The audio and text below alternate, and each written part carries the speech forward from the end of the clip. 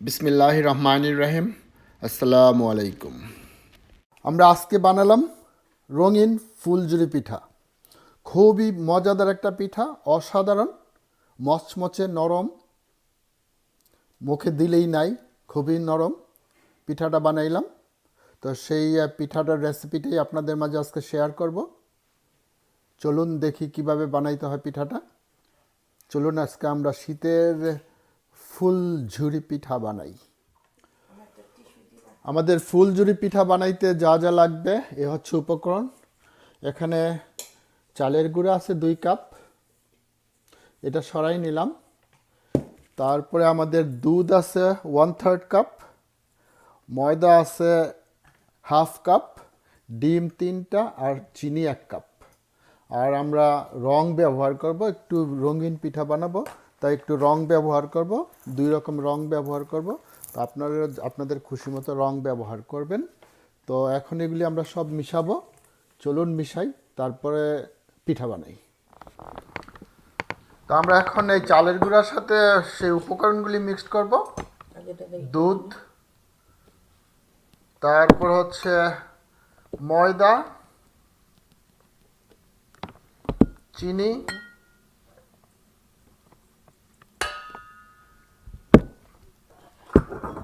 ডিম 3টা। চিনি আপনাদের স্বাদ মতো আপনারা দিবেন, যে যেমন খান।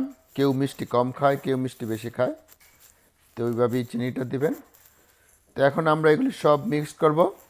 মিক্স করে আমরা হাতে না, আমাদের ইলেকট্রিক বিটার আছে, ইলেকট্রিকের ওইটা দিয়ে আমরা ক্রোকর করে ফেলবো।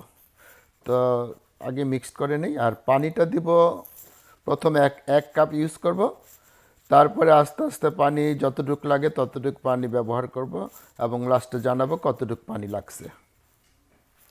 তো এখন আমরা পানি মিশাই। এখানে 1 কাপ পানি আছে। ওকে, এখন আমরা পানিটা দিব আস্তে আস্তে আর এটা মিক্স করবো। দিলাম আরও 1/2 কাপ।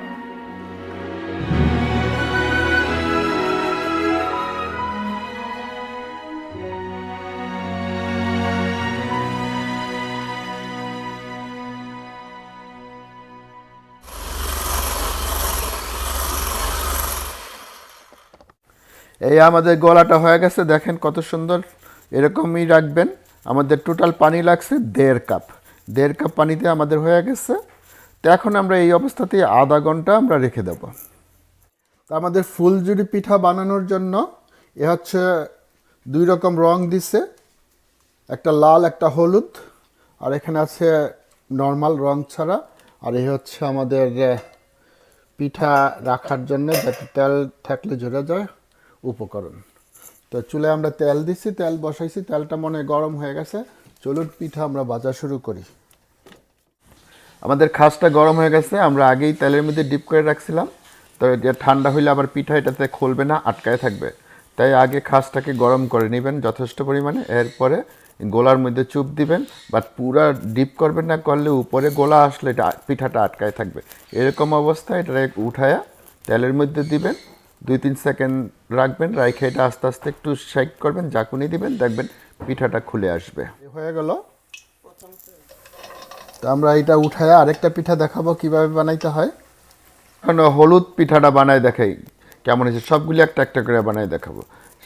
সেই একই পদ্ধতি, খাসটাকে গরম করবেন, গরম করে গোলার মধ্যে ডিপ করবেন, বাট উপরে উঠাবেন না, সমান এইভাবেই রাখবেন।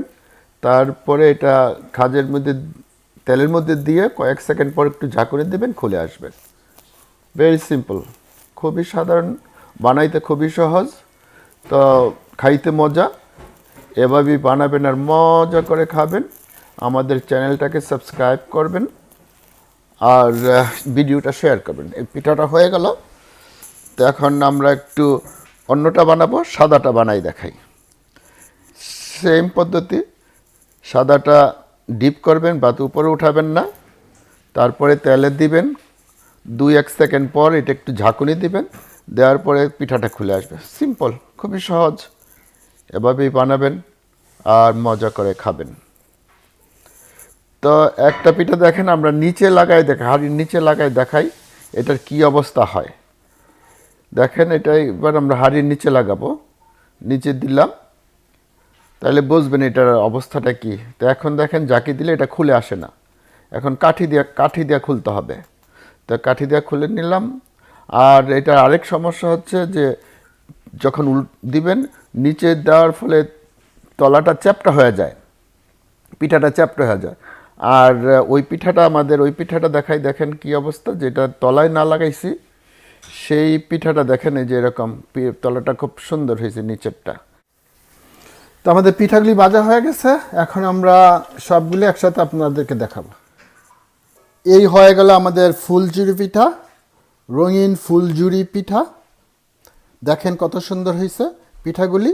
আমরা একটা খাস দিয়ে বানাইছি বিভিন্ন রকম রং দিয়া, আপনারা দেখলেন কিভাবে বানাইছি। তো এইভাবেই বানাবেন আর মজা করে খাবেন। তো একটা আমিও মজা করে খাইয়া দেখি, এই একটা আমার হাতে আছে, এটা মজা করে খাইয়া আমিও দেখি কেমন হয়েছে। আওয়াজ পাইতেছেন কেমন মচমচা? খাইয়া দেখলাম, দেখছেন কি সুন্দর মচমচ করে। তো এইভাবেই বানাবেন আর মজা করে খাবেন।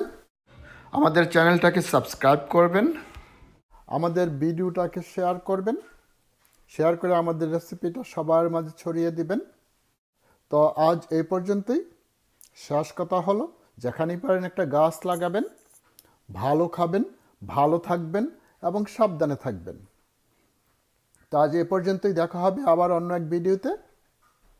আসসালামু আলাইকুম।